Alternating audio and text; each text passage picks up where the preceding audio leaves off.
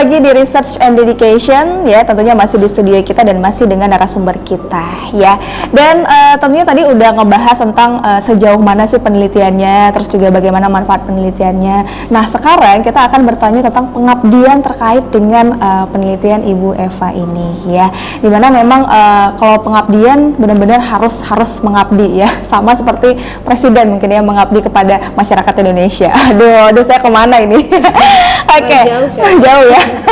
Oke, pengabdian terkait dengan pengabdian Ibu. Gimana sih pengabdian terkait dengan judul penelitian Ibu?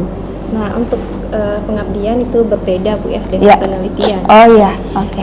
Untuk semester ini pengabdiannya saya melakukannya di SMA 1 Masjid Raya. Nah, itu di daerah Pasir Putih, tahu? Tahu, jauh ya? Iya. Pasirnya putih semuanya. Daerah jauh. Ujung Bate ya? Iya, enggak, di atas lagi. Oh, atas lagi, jauh lagi berarti ya? Di Kerung Raya. Oke, ya. Nah, jadi untuk judulnya saya mengambil tentang deteksi dini kanker payudara. Oke, nah itu judul dari pengabdian ya, deteksi dini, dan mungkin itu juga berkaitan dengan ASI atau gimana Ibu? Enggak, beda. Oh, enggak, beda juga ya. Oke, nah itu kalau yang tadi penelitian itu sampelnya adalah ibu, ya, ibu yang memiliki bayi. Nah, sedangkan untuk deteksi dini kanker payudara itu sampelnya adalah remaja. Oke, remaja. Nah, untuk pengabdian sendiri kesulitannya gimana nih Bu? Kalau pengabdian tidak ada kesulitan sih. Untuk remaja-remaja nggak ada kesulitan ya? Kebetulan saya melaksanakannya itu di SMA. Oke, jadi remaja ya, masih remaja. Ya? Iya masih. Iya, berarti mereka masih bisa diatur lah ya untuk mungkin bertanya, mungkin lebih ke komunikasi gitu ya sama mereka. Mungkin karena kita masuknya kan melalui kemahasiswaan, jadi memang sudah diatur oleh guru-guru di sana. Jadi kita sudah disediakan tempat dan waktu, jadi tinggal masuk aja.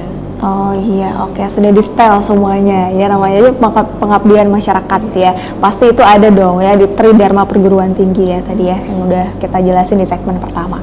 Nah, pasti pengabdian itu kan judulnya tadi tentang deteksi dini kanker payudara. Tuh gimana? Pasti sangat penting sekali untuk ibu-ibu di rumah, mungkin bagaimana menjaga anak-anaknya itu terhindar dari itu, gimana sih Bu? Kanker payudara. Iya, kanker payudara. Jadi kanker payudara itu kan merupakan kanker yang dapat menyebabkan kematian. Iya. Ya, khususnya pada wanita. Iya, pastinya. Kalau pada pria kayaknya nggak ada ya.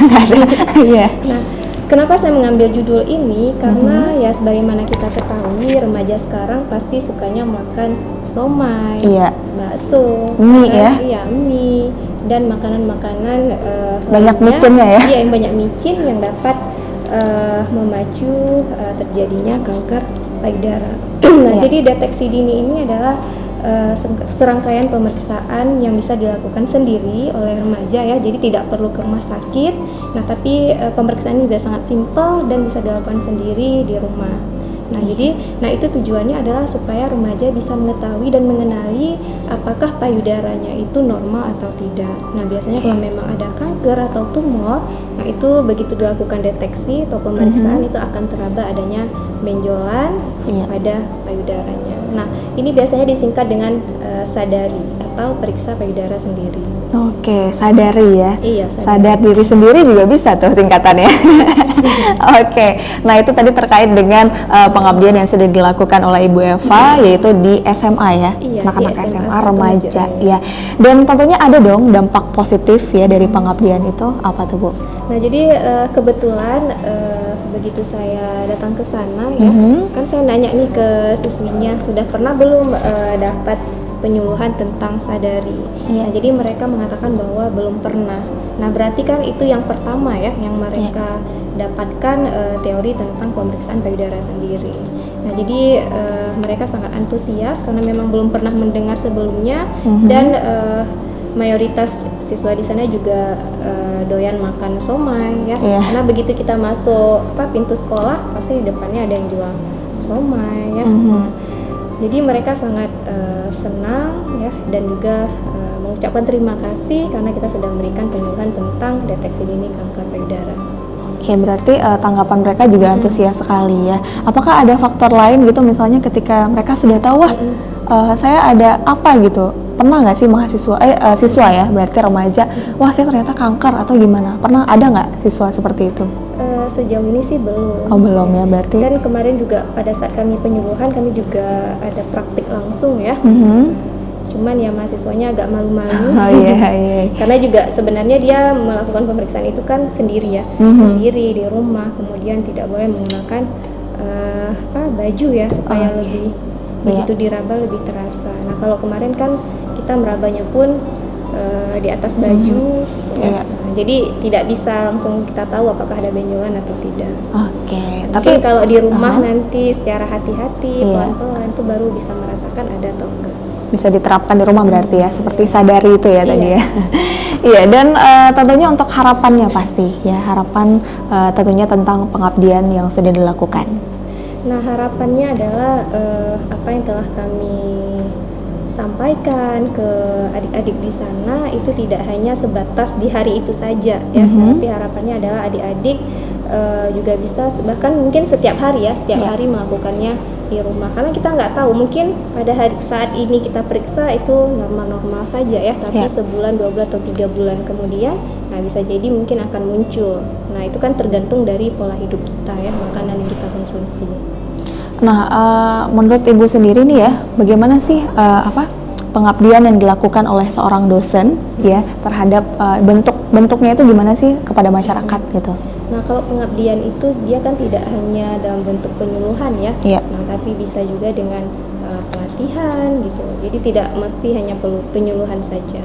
Nah, intinya adalah kita bisa memberikan sesuatu kepada masyarakat ya, sehingga bisa kalau dari segi kesehatan bisa merubah pola hidupnya ya, dari mungkin sebelumnya pola hidupnya tidak sehat. Nah setelah kita lakukan pengabdian, masyarakatnya bisa berubah pola hidupnya menjadi sehat atau lebih baik. Nah jadi yang pasti penting sekali ya terkait dengan penyuluhan, tapi tidak dalam bentuk penyuluhan aja ya, tapi dalam praktek juga bisa ya. Praktik, pelatihan. Iya, pelatihan juga bisa banget ya. Dan pastinya kalau tadi pengabdian, penelitian, nah untuk pendidikan sendiri nih kita juga mau tanya ya sama Ibu Eva Rosdiana terkait dengan pendidikan yang ada di Kota Banda Aceh sendiri nih. Gimana nih menurut Ibu? Nah kalau untuk pendidikan seiring berjalannya waktu ya, saya rasa sudah sangat bagus ya.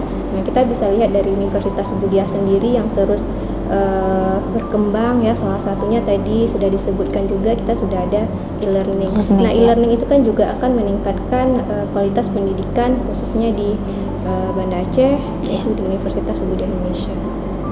Dan menurut Ibu apa sih yang harus dibenahi gitu, kekurangan dari pendidikan Kota Banda Aceh atau sama sekali tidak ada kekurangan? Kalau kekurangan apa yang harus dibenahi mungkin?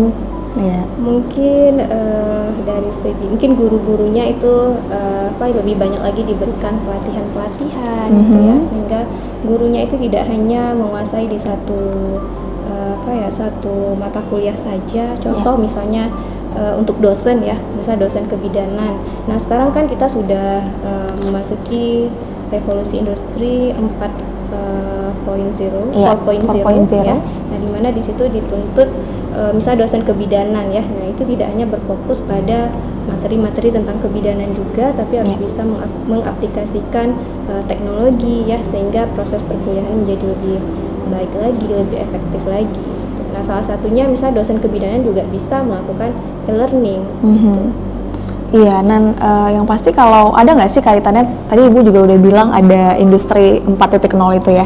Nah jadi saya juga penasaran dan juga pengen tanya juga, ada nggak sih mungkin agar mempermudah gitu terkait dengan pemeriksaan kesehatan dan lain-lain, itu ada nggak sih diterapkan di dunia kebidanan atau di dunia kesehatan? Nah kalau untuk pemeriksaan kesehatan mungkin lebih ke dokter ya. Kalau dulu kan kita tahu USG itu hanya ada yang 2 dimensi ya. Tapi sekarang kan karena ada perkembangan teknologi, USG sudah ada yang 4 dimensi ya.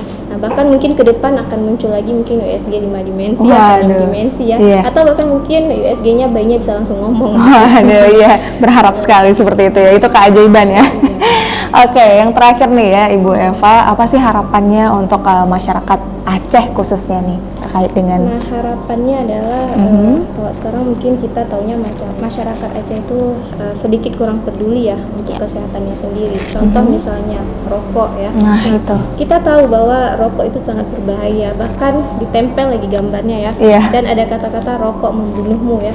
Nah, tapi tetap juga banyak yang merokok. Nah, jadi harapannya adalah ayo mulai sekarang kita peduli terhadap diri kita sendiri, khususnya tentang kesehatan kita sendiri. Karena kalau bukan kita yang peduli, kalau bukan kita yang menjaga, itu nggak mungkin orang lain yang menjaga. Bener banget. Nah, itu poin yang benar-benar harus Bapak Ibu di rumah ya, apalagi ibu-ibu mama nih harus dengerin banget nih sama pesan dari Ibu Eva Rosdiana. Nah, tadi untuk masyarakat Aceh. Nah, untuk mahasiswa nih Universitas Ubud Indonesia, mungkin ada pesan yang ingin Ibu sampaikan? Silakan. Untuk prodi Iya. kesehatan atau Untuk mahasiswa di Universitas Ubud Indonesia. Nah, untuk mahasiswa mungkin pesannya adalah rajin-rajin belajar Iya. ya. Nah, tingkatkanlah prestasi kalian supaya kalian mampu bersaing itu tidak hanya di tingkat nasional tapi juga tingkat internasional. Nah, apalagi kita lihat rektor kita sudah sangat bagus ya menyusun program-program Iya. yang sangat spektakuler ya. Bahkan rektor kita sudah melakukan kerjasama dengan berbagai universitas dan juga industri di luar negeri ya. Jadi ayo mahasiswa gunakanlah kesempatan ini dengan sebaik-baiknya. Karena di Ubudia ini rektornya sangat cinta sekali sama mahasiswa Universitas Ubudia. Pastinya, benar sekali ya.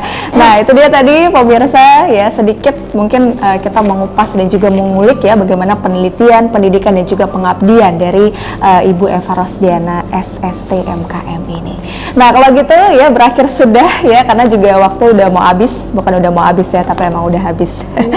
Kita akan tunggu episode selanjutnya tentunya dengan narasumber dari dosen-dosen Universitas Ubud Indonesia. Kalau gitu saya Syarifah Ainal dan Eva Rosdiana SSTMKM. ya, kita berdua pamit dan tentunya seluruh kru yang bertugas juga pamit. Wassalamualaikum warahmatullahi wabarakatuh.